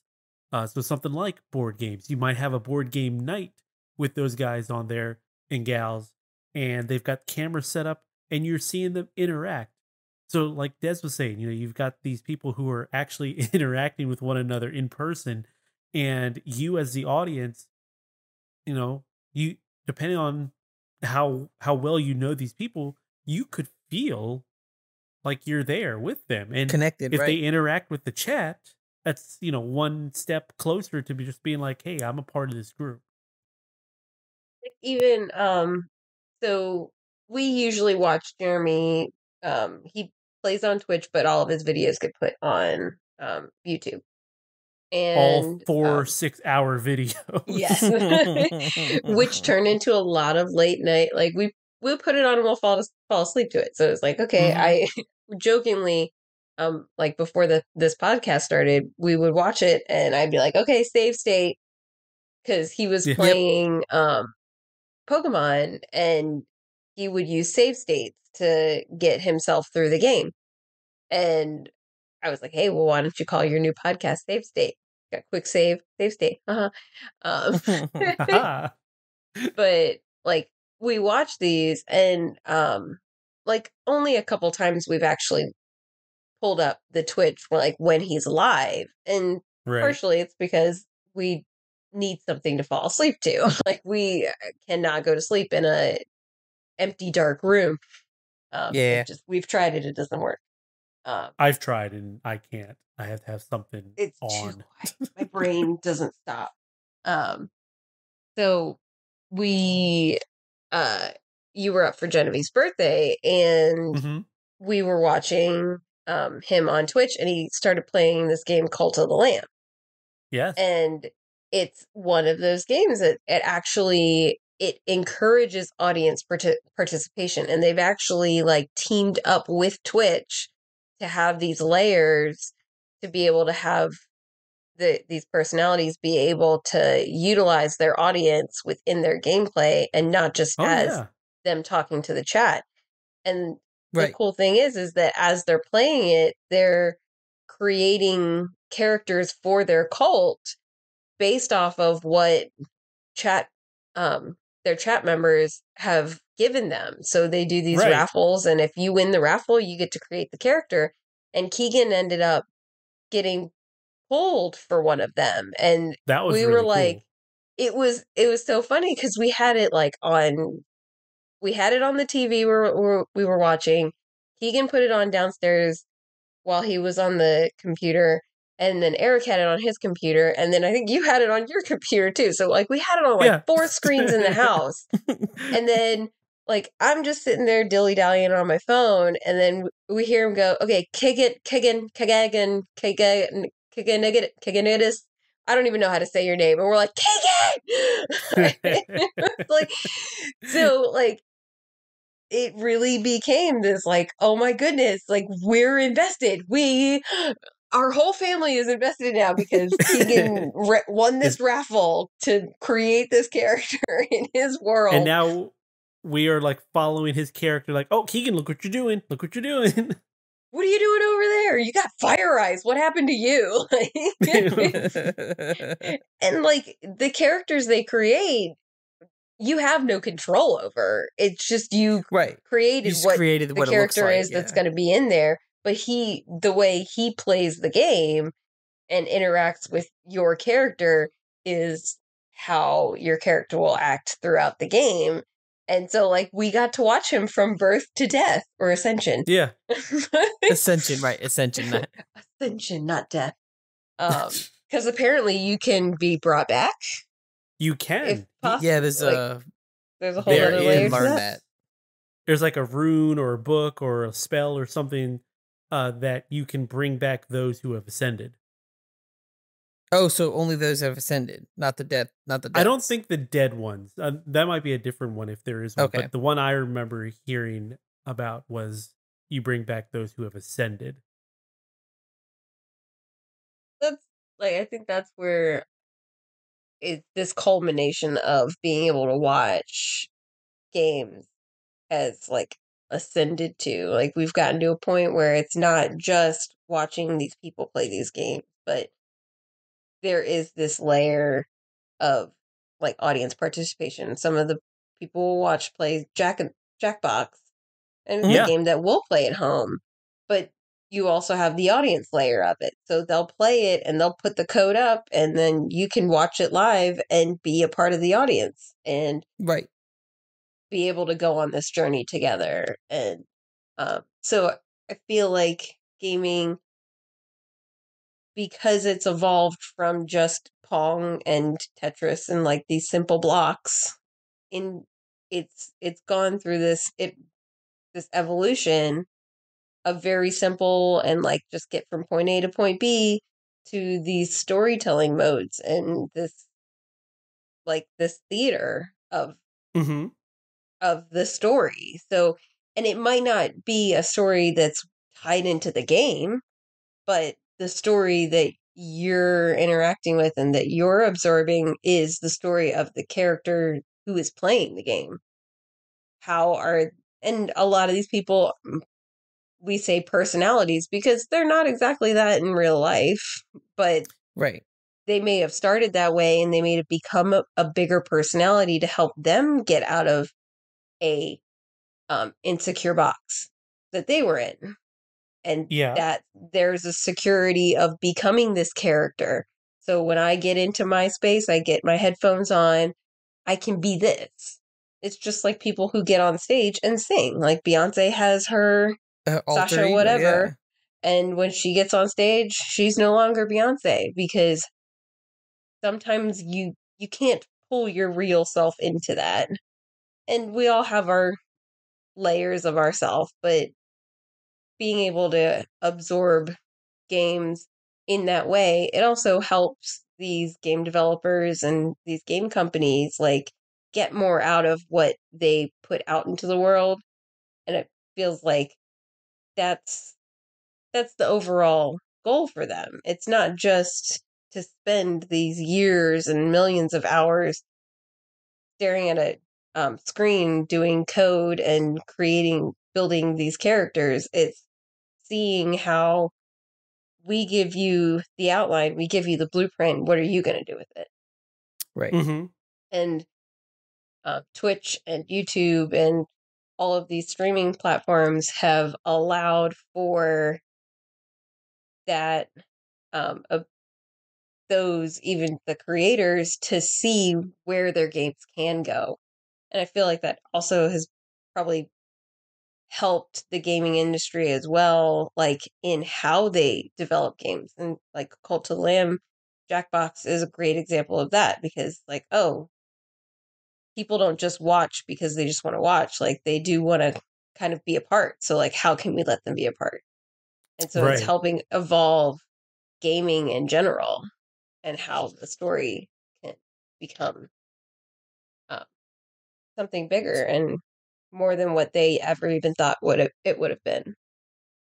So to go along with all of that, to kind of wrap it around between audience participation and something like a Jackbox and the choose your own adventure stylings of like a Telltale game. Have you guys seen any of the videos or anybody play a game called Dusk Falls? No, I have heard of Dusk Falls. I've not seen any of the videos. It came out like 2 months ago. It is a branching storyline game similar to like a Telltale, where you can kind of choose your own adventure of how this story plays out.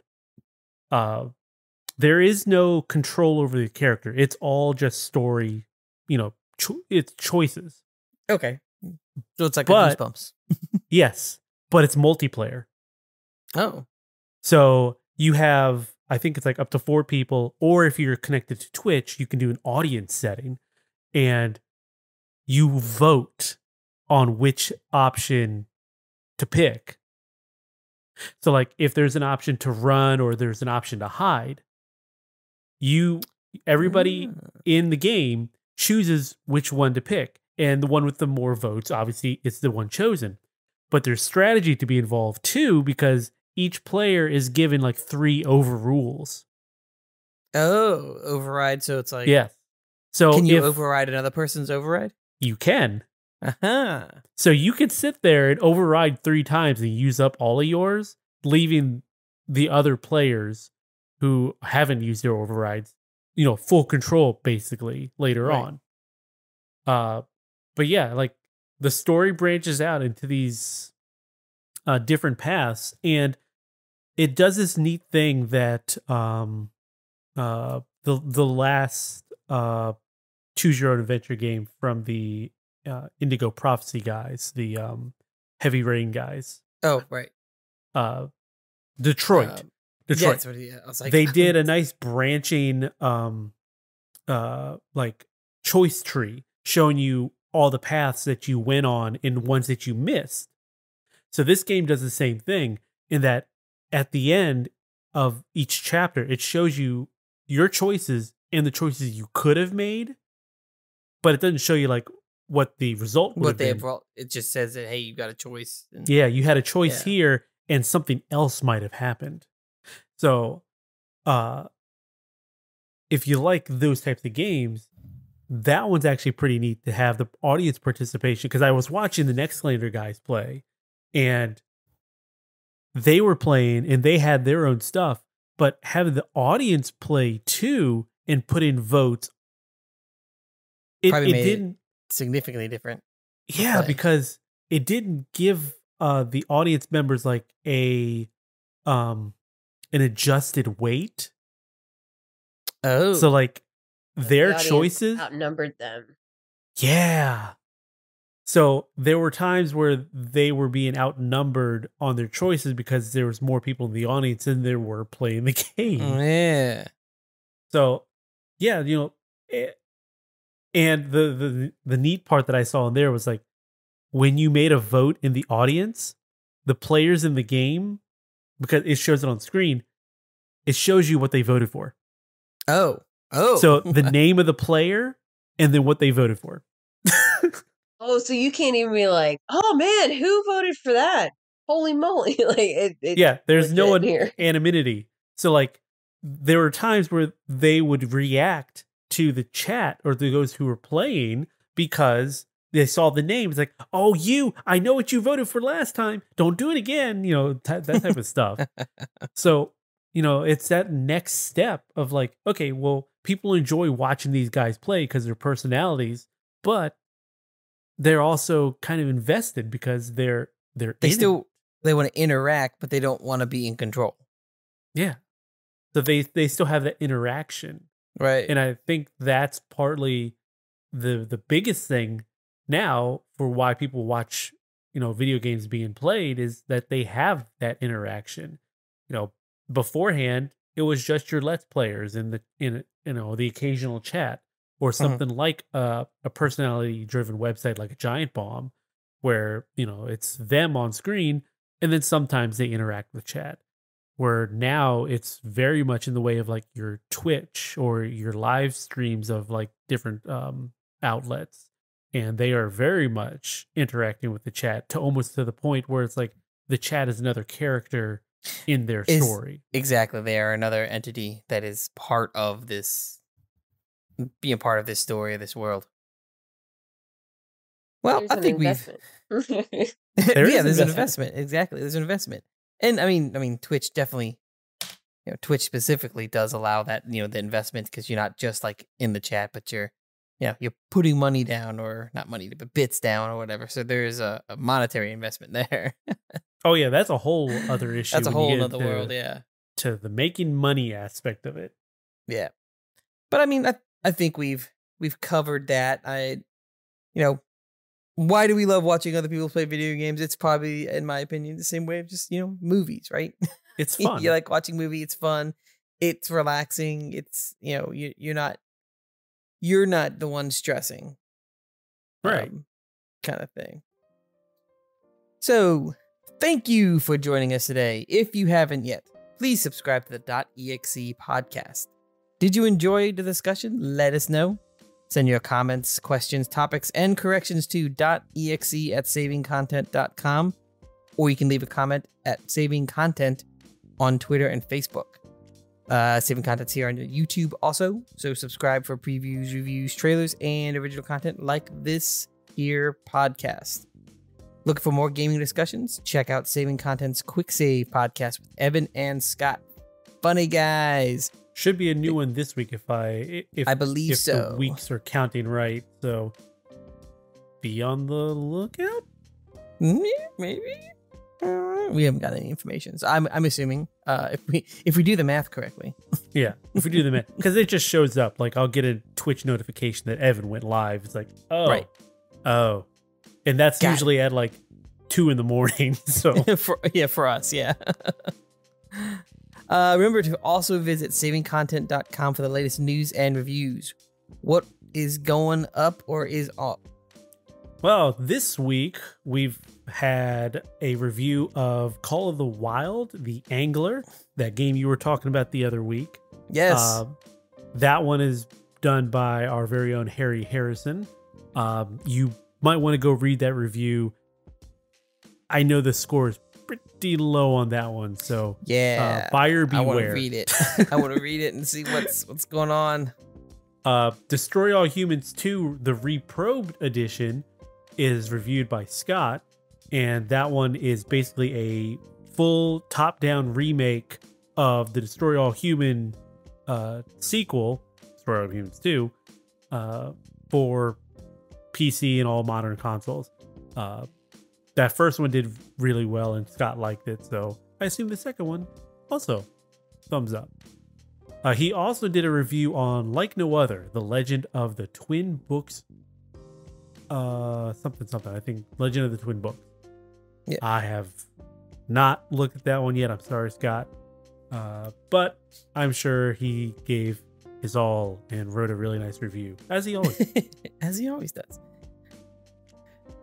But before we go, we only ask for one favor: 5-star review. You know, pop it in there.